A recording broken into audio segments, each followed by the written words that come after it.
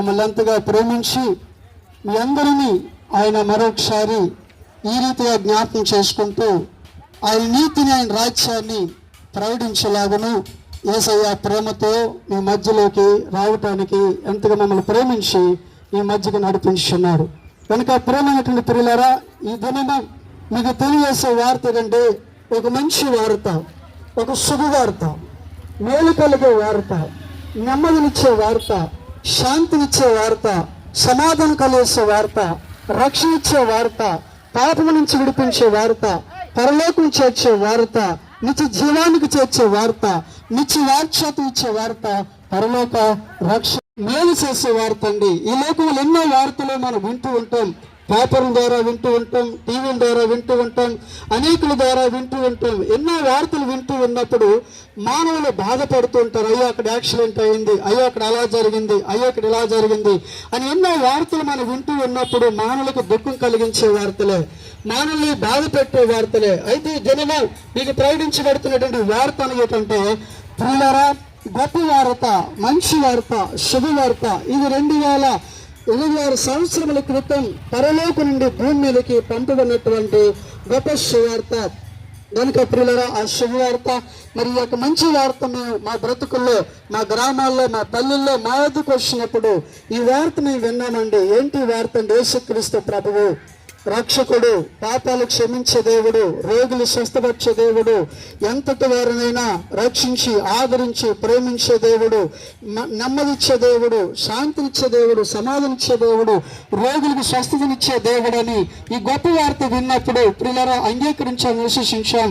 ప్రియులారా, ఈ వార్త వెనుక ముందు ఈ మాటలు తెలియజేస్తున్నటువంటి నేను నా బ్రతుకుల్లో ప్రియులారా ఎంతో బలహీనుని, అనగా గుండె ప్రాబ్లం, పేగు ప్రాబ్లం, 2 కిడ్నీల ప్రాబ్లమ్స్తో ఎంతో బాధపడుతూ ఉండేవాడిని, ఎన్నో హాస్పిటల్ తిరుగుతూ ఉండేవాడిని.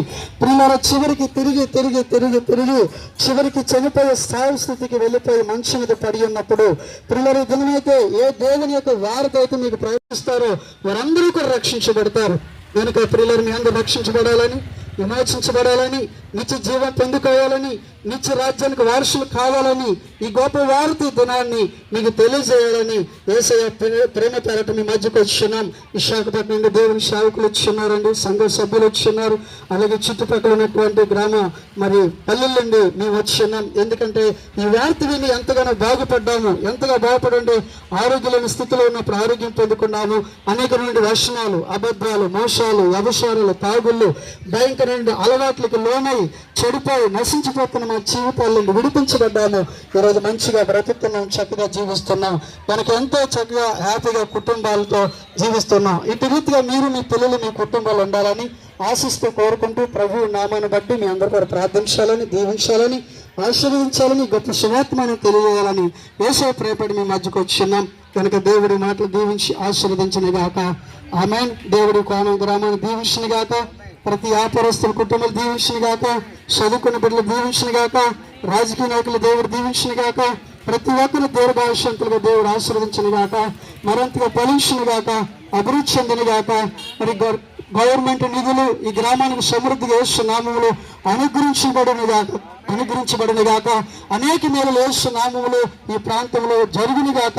కనుక ప్రియులారా, ఈ శుభవార్త మరి విని ఎంతగా బాగుపడ్డాం, మీరు కూడా విని బాగుపడాలి, మేలు పొందుకోవాలి, దీవెనకరంగా ఆశీర్వదకరంగా ఉండాలని యేసయ్య ప్రేమని మీ అందరికీ మనవి చేసుకుంటూ ఈ యొక్క సమయంలో మీ కొరకు, మీ బిడ్డల కొరకు, మీ కుటుంబాల కొరకు, మీ క్షేమం కొరకు, మీ నెమ్మది కొరకు, మేలు కొరకు, పరలోక రక్షణ మీ అందరి కుటుంబాలు కలుగులాగను ఈ సమయంలో మీ కొరకు ప్రార్థించాలని యేసయ్య ప్రేమ ప్రేట మరి మనవి చేస్తూ ఉన్నాం.